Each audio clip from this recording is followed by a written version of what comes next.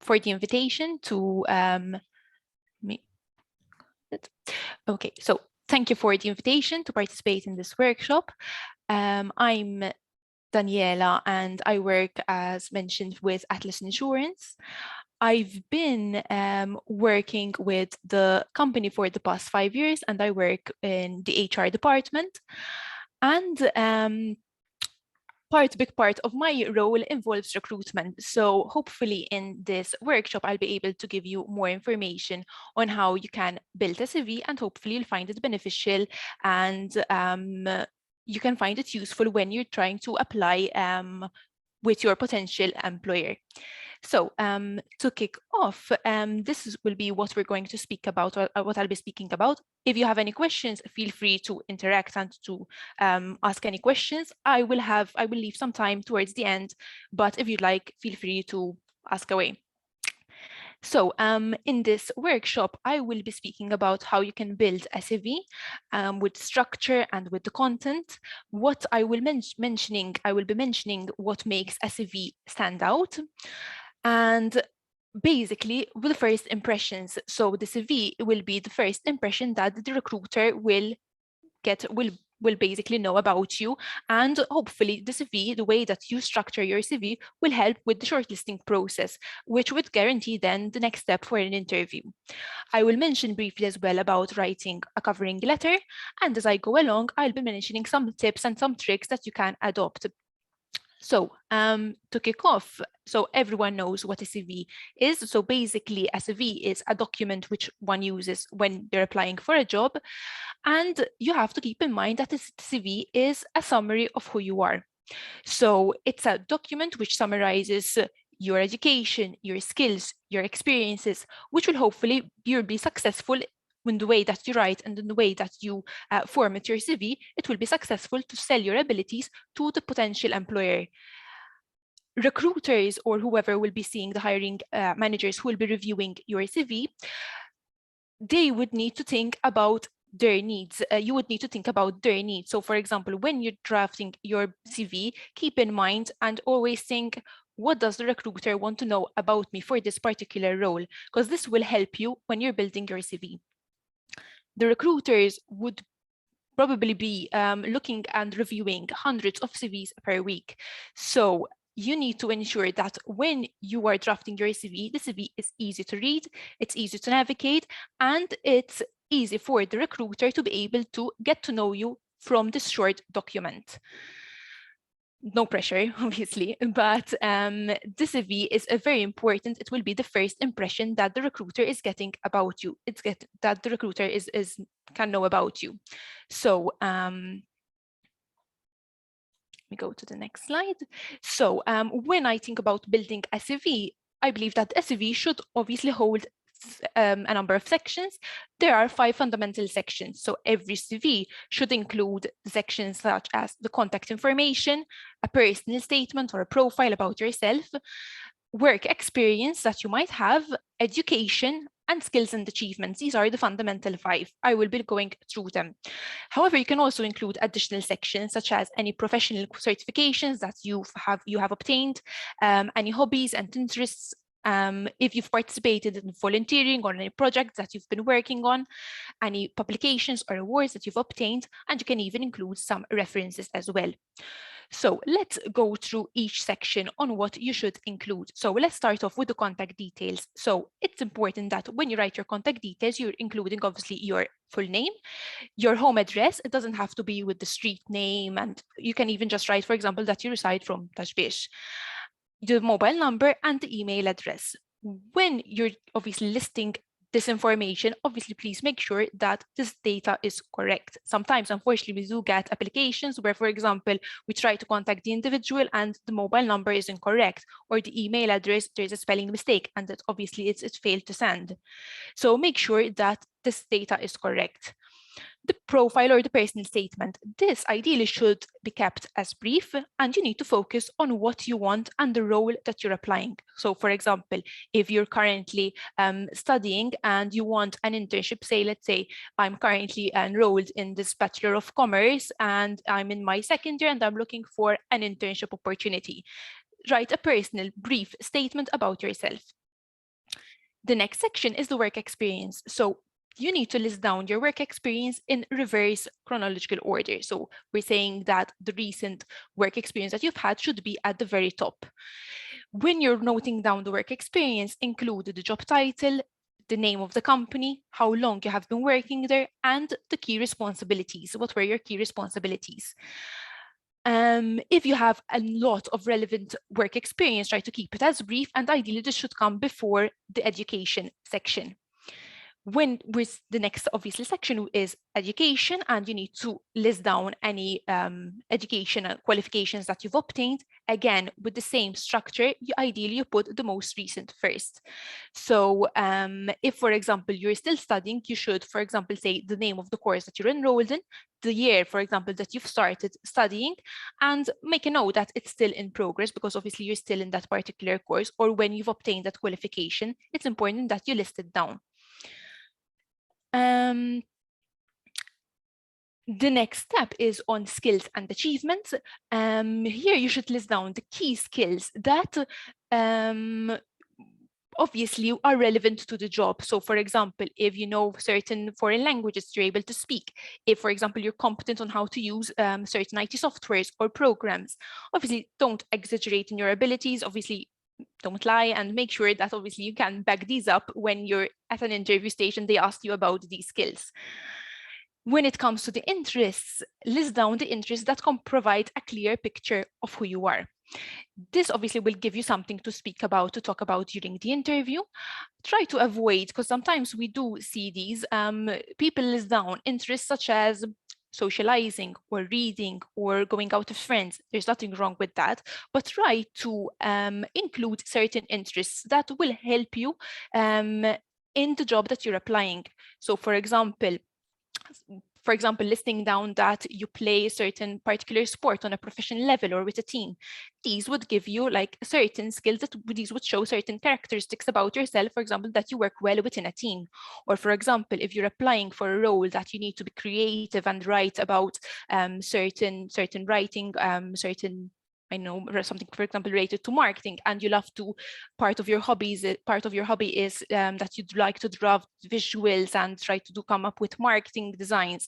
You can include this as well. So you can try to apply them make them relevant for the job that you're applying.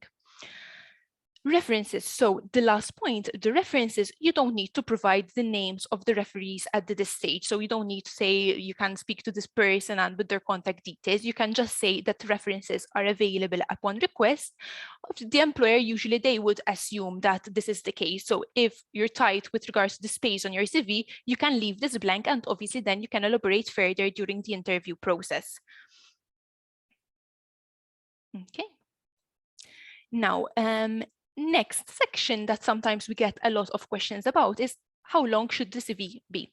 So there isn't a one size that fits all. So for example, if someone is a recent graduate who is applying for their first full-time opportunity, their work experience is different when compared to someone who's been working in a particular industry for, let's say, 10 years, who've changed careers, who've progressed in their career. So obviously, in that case, the work experience for that person is going to be more detailed. However, it's important that you keep the CV concise. So ideally, you keep it to 2 or maximum 3 pages. Now, when I'm speaking about how to build a CV, obviously, every recruiter has their own preference. So I'm speaking in general on how the feel is.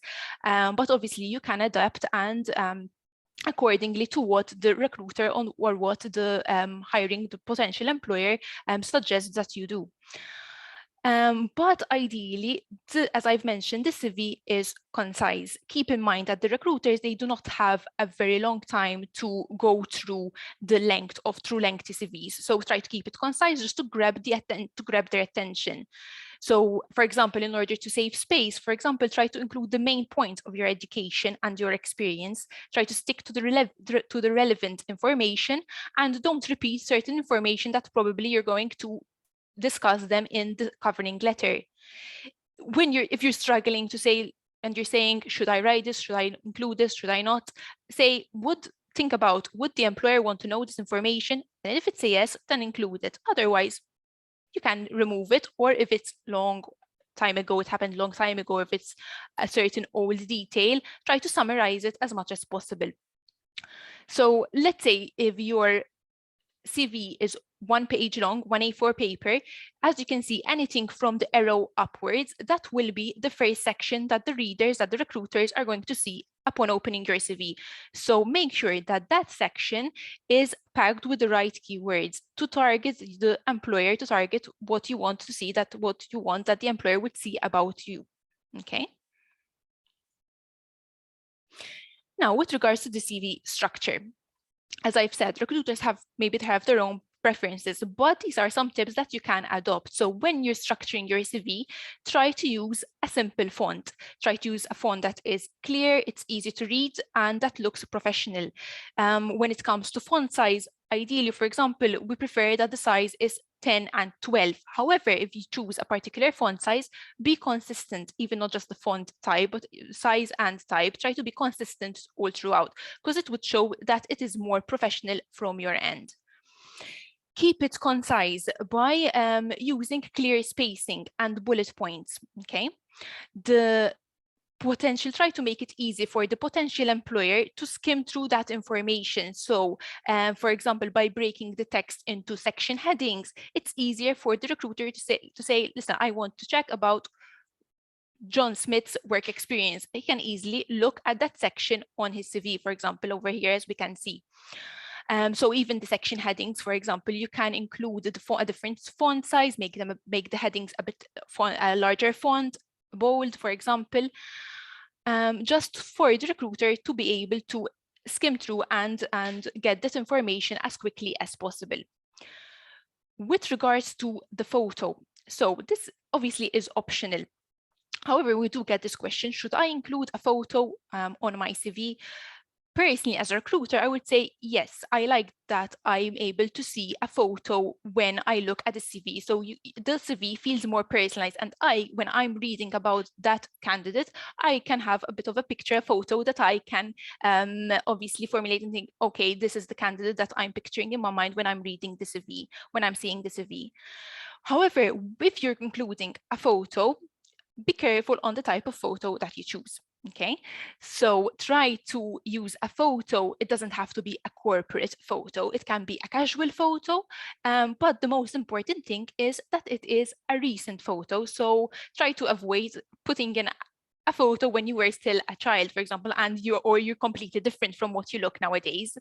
Or, for example, make sure that even if you're including a casual picture, that it still looks professional. So be careful on what you're wearing, on what can be seen from the photo, and even certain looks and the way that you're coming across from this photo. Because unfortunately, sometimes we do get, obviously, from when you're putting a photo on your CV, obviously we can only see the picture and until the shoulder. So be careful that, for example, in the picture, it shows, for example, we sometimes get applications where the candidate is shown as, it can be seen as if they're wearing like a strapless top, which obviously it's not really that professional, because you won't get the picture up until the shoulders.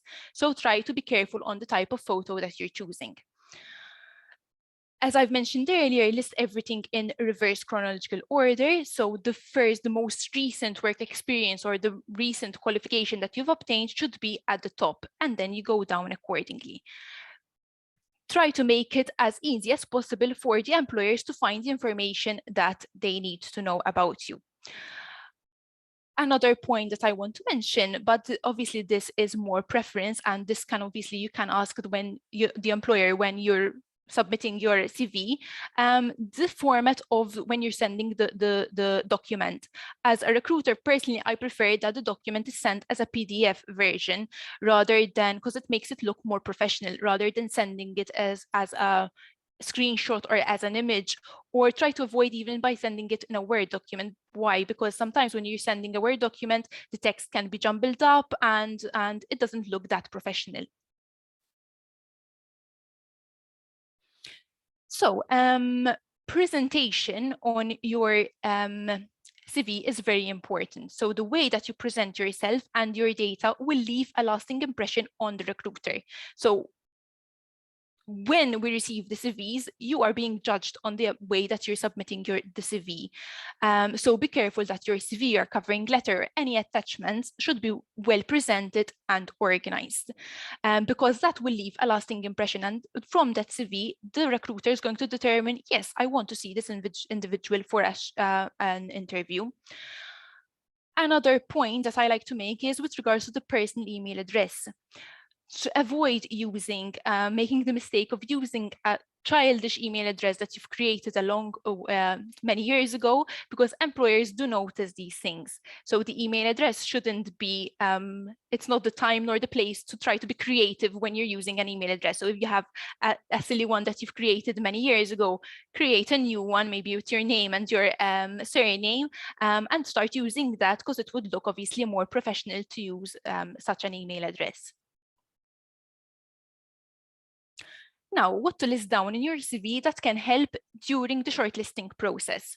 So I've included this section mostly because since obviously you are currently still during your studies, I want you to obviously understand, for example, that the opportunity when you're getting, because we, as recruiters, we do understand that if you're still studying, you won't have that vast work experience, most probably.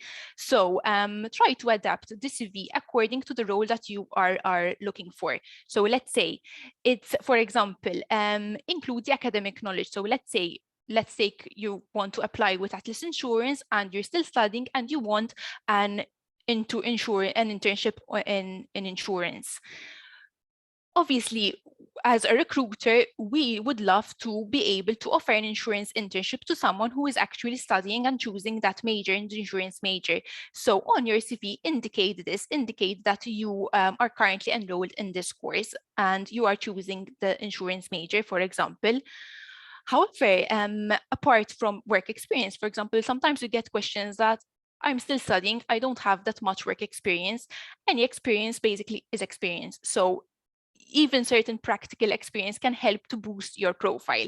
So for example, if you are including details about any temporary or summer jobs that you've worked in, any possibility of internships that you did in the past or during your studies, any student organization experiences, any volunteering opportunities. So these would show certain traits. For example, sometimes if you're including that you've worked a summer job as a waitress, but you're still applying for a role in insurance, even this work experience, we can see that you probably have certain communication and customer service skills.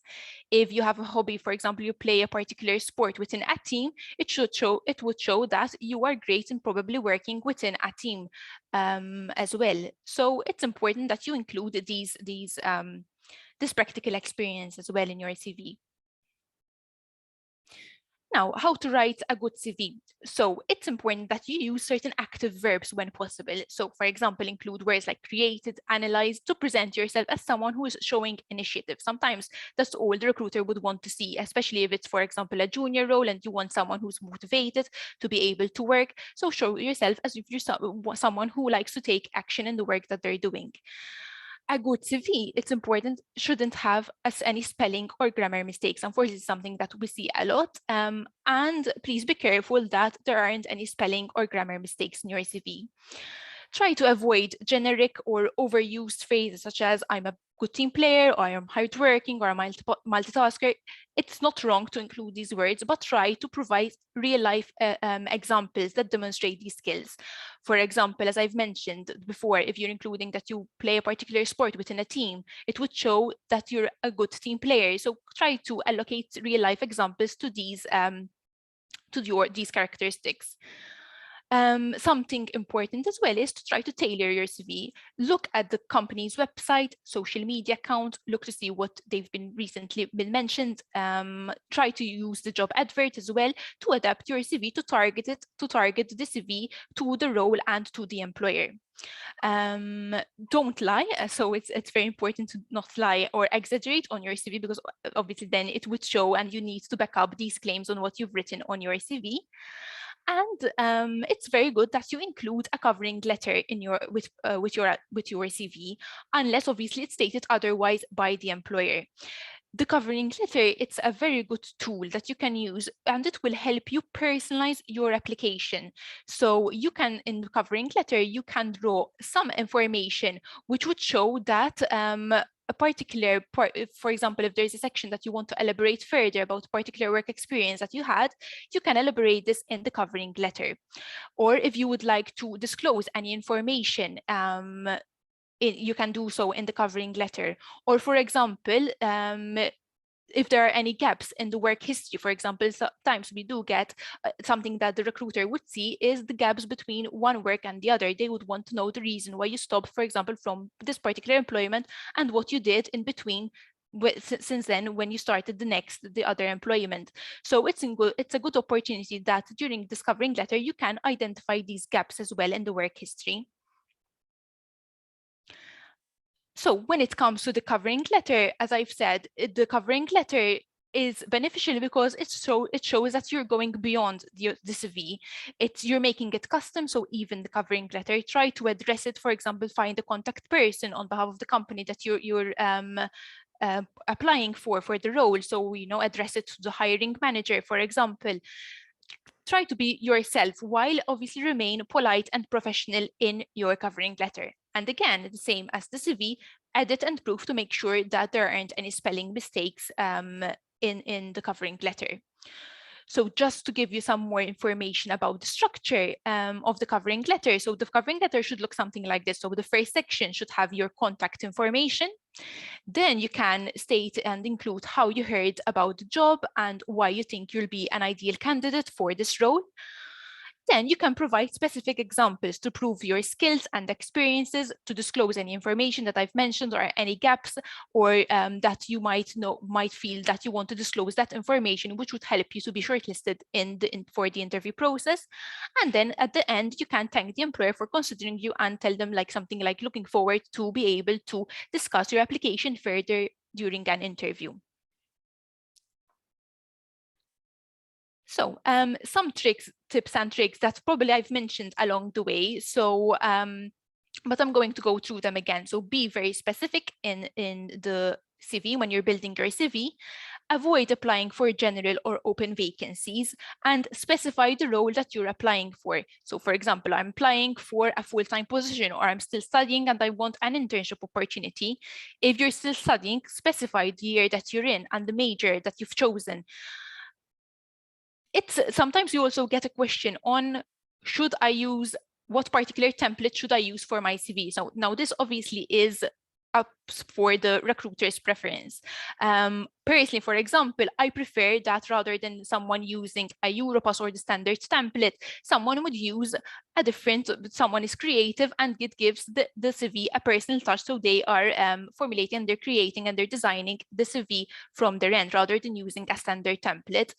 In the slide, I've included, for example, Canva. Canva is a very good tool that there's vast and different templates that you can use, and you can use this application, use this website to be able to build up your CV, which is very, very helpful, and it will help you to give this personal touch to the CV. Another point is to be very careful not to send applications addressed to other companies. Sometimes we do get applications that, for example, it clearly shows that in the CV and the covering letter, someone just submitted the CV to not just Atlas Insurance, but to many other roles, which is fine with that, but try to send the application and the CV a bit more tailored to that role. For example, because sometimes we do get someone who's applied for an insurance position, but the covering letter is addressed for a receptionist role. So be careful that you are addressing and the CV is tailored to that particular role. Again, I'm going to mention to be careful of spelling mistakes.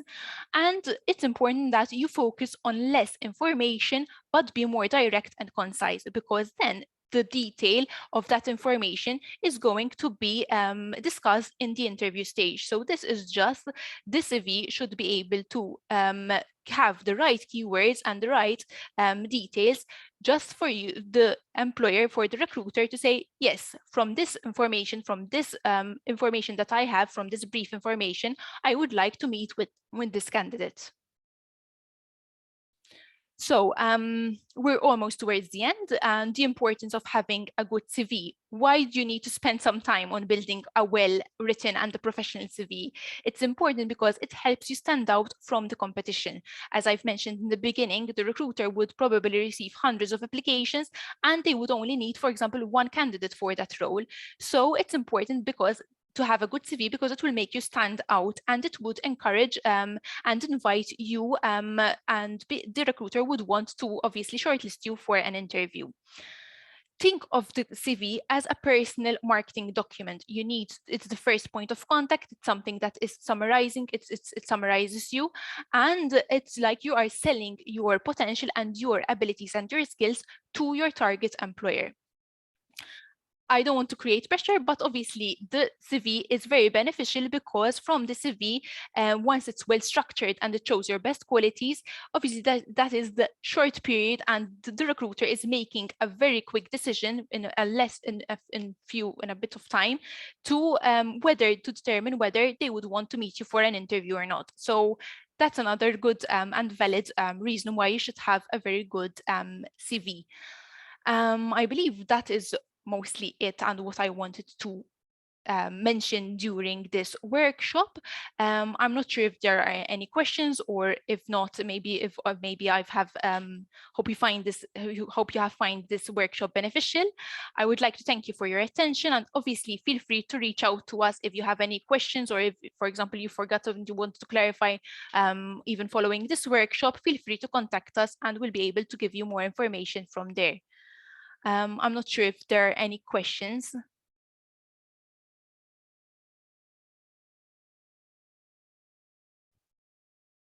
Doesn't seem so. No. I would like to thank you on behalf of ASCS for giving this workshop. It was very interesting and very informative. As for everyone who is here taking part, thank you for taking part. If you're interested, we have other workshops coming up in the next 2 weeks. We have one on Friday and one on the 11th. Okay, we have a question. Okay, good. In the chat. Can you put your certificates and achievements according to level? Can you put your Rather yes. than year. Sorry, can you explain again, please? So can you put your certificates and achievements according to level rather than year? Rather than year, yes, definitely, yes. You can put so you ideally put either the year when you've completed, or for example the highest qualification, the highest level first. So for example, if you've done a degree and now you're doing the master's, first you list down the master's, and then underneath it you put down the degree. When it comes to attaching certain documents, for example, certain certifications, usually you don't need to attach them with the CV. You can just make a note that if requested, you can even then submit the certificates to the employer if obviously requested. Hope I answered the question. Hi, Daniela, it's me, Joseph. Can you hear me? Yes, I can hear you. First of all, thanks a lot. I'm sorry for being a bit late, but it's quite very interesting.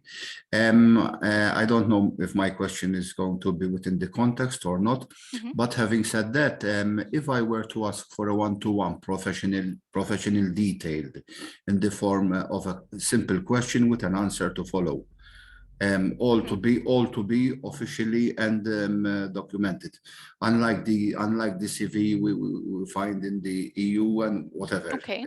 How much would be the cost, please, for that? If it would be the case to do it on a privately, you know. You mean you ask someone to draft you a one? Yes, certainly, because obviously that would be. I'm prepared to pay for it, but obviously I want a detailed one more than the academic one we are very much accustomed to. Just in case, you can send me the details, okay? I think I have already sent my email to you. Okay, But yes, yes. Just in case, that would be far outreaching to my goals and intentions. Yes, and definitely. the earliest I will have a reply is it's better. Yes, definitely. So I can ask ASCS and they can provide me your details, so I can clarify on this point. And eventually I'm prepared to come to your office, and just in case I bring my certificates and all the other documentation, and we'll take it from there.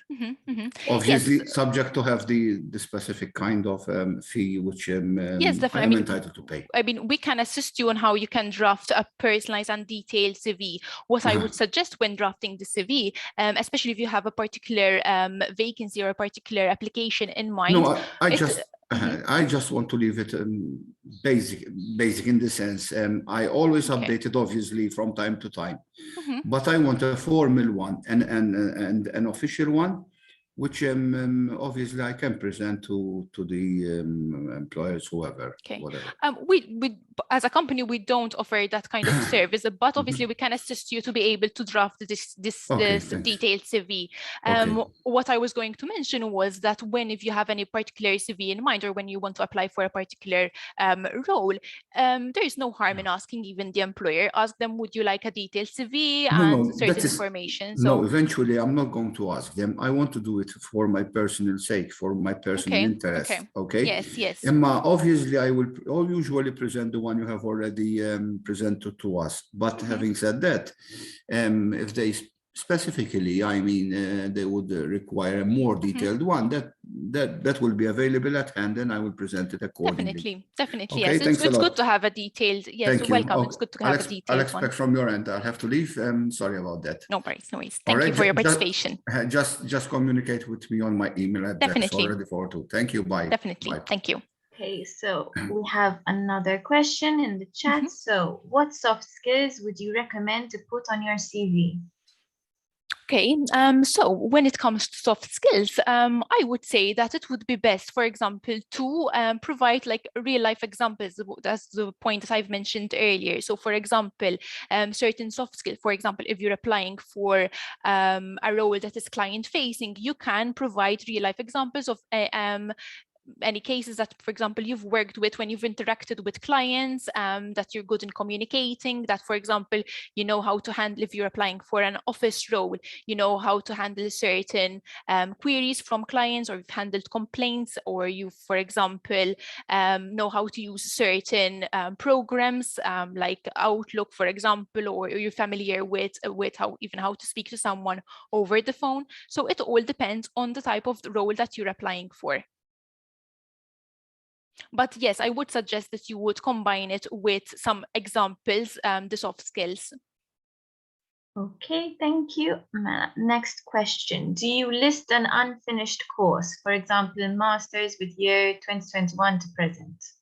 Yes.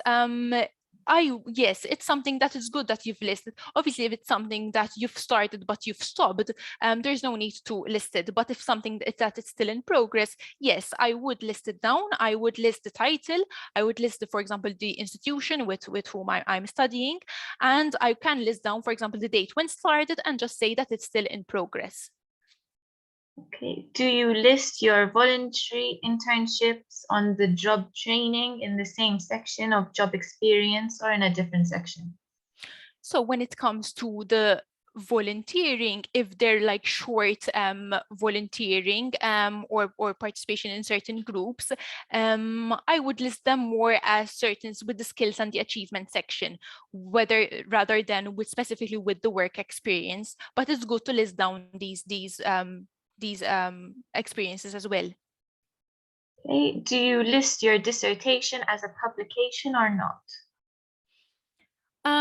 Yes, if you have space, yes, you can include your dissertation and maybe a brief summary of what it was about, and say that obviously you can discuss it further during the interview stage if they request more information. But it's good, so even when you're applying for a particular role, the recruiter can see that, yes, that this particular individual, this candidate, has done a dissertation relating to this topic, which can be beneficial even for the role. Okay, and it seems like the last question is going to be, is the Europass CV template considered of a good standard, or is there a better or preferred format, such as a personally created one or another pre-made template? Okay, so for this answer, there isn't a right or wrong. So you can choose the Europass template. It's a good template as well. And I mean, personally, as a recruiter, I would prefer to see something more personalized rather than the Europass. But there isn't a right or wrong. I mean, as long as you are portraying and you are building a CV which shows the right information and the way that you're structuring is clear for the recruiter, then all is good, and you can use a standard template or you can use a personalized one. Okay, and we have another question. So if you've attended conferences and seminars, so for example, ASCS, we do a lot of conferences and seminars. Yes. If students attend those, can those go on their CV or are they not included? I would say that you can include them on your CV, but maybe try to include, if you've attended a lot of them, include certain ones that you'll think that they are relevant for the role.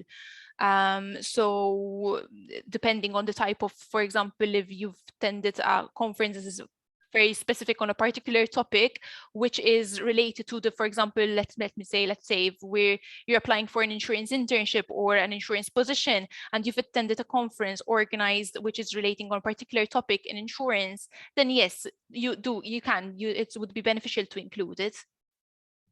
Very good. Okay, we have another question. Do you list all languages or only those you're fluent in? I would say it's best if you include languages which you are fluent in. I mean, then obviously if, for example, in the CV, you can even include the level that you're competent in. So you can include certain ones, for example, that you are familiar on how to speak, but for example, the writing is a bit difficult. But I would just list down those that you feel really confident in. So for example, languages where, if in case the employer needs and would request assistance because he knows, like, for example, that you speak Italian, if you've listed down on your CV, then if something happens, you need to be able to back this up and be able to speak or write in Italian, for example. So try to include certain languages, those languages that you feel confident in speaking or writing. Okay. Are there any more questions before we close off this workshop? Yes, there is. Regarding the cover letter, is that separate from the CV or in the same document? So usually that is as a separate document. So sometimes when you're applying, for example, let's say if you would like to apply for a role if you go on our website and you would like to apply for a particular role, when you're submitting your application, you can send it as 2 separate documents. So you can upload your CV and then you can upload the covering letter. I would suggest to mark them as separately, and name them, for example, your name and dash CV or your name dash covering letter. I think it would be better to upload those as separate documents. Okay, any more questions? Don't think so. Going once, going twice. Yes, thank you. Okay, no. Okay. Andre, our pop told you thank you. You're welcome. I hope you found it very interesting and beneficial. And please do not hesitate to contact us if you have any questions that you might think of later or anything that comes up. Very good. So yes, as I mentioned before, on Friday, we will be having another workshop on how to move from school to the workplace for whoever's interested. And on the 11th, we'll be having one on how to prep for an interview. All the events are up on our Facebook page, so you can go and apply like you did for this one over there. We'll also be putting out a form this week, either today or later this week, where you can apply to interview for specific companies that we have taking part in this year's Jumpstart Your Career. And these interviews will take place later on in this month. Okay. Perfect. I look forward to seeing most of you then. Okay, so thank you very much. Thank you. When will the interview sessions take place? So the interview sessions will take place between the 17th and 24th of this month for those interested.